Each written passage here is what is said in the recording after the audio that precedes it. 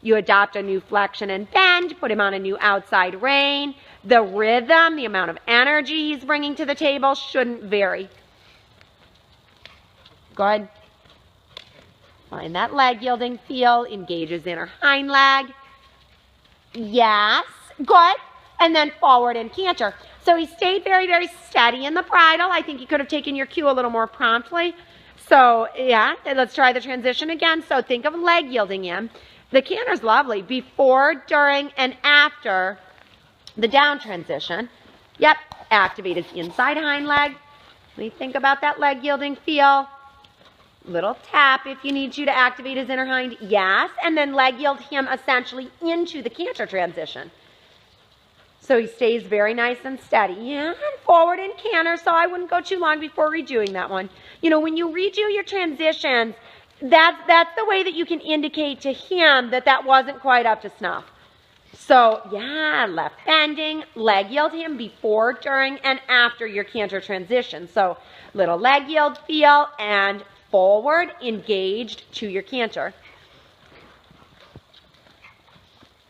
Good. Yes, that was a much better transition. Good, good, good. Very nice. There's your canter. Super. Good, good, good. Canter's very good. And then the down transition to trot when you're ready. So leg yielding in before, during, and after the down transition.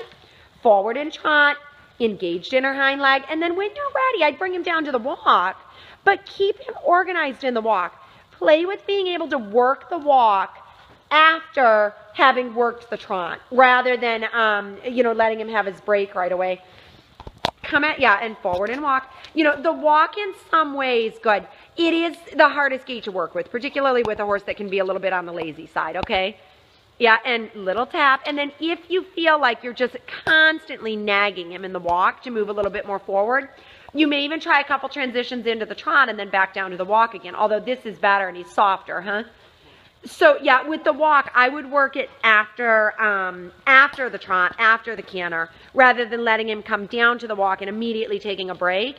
And then you pick him up and try to get him back together in the walk after his break, and it's a struggle.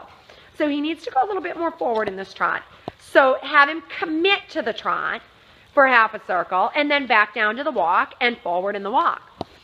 So bending him a little bit more. Think of yielding him into your outside hand, and then when he comes to the walk, very forward in the walk. Yep. And forward in the walk. Yeah, that's okay. Says I'm going. Yes. Yeah, and then down transition, exactly. Yeah, and maintain the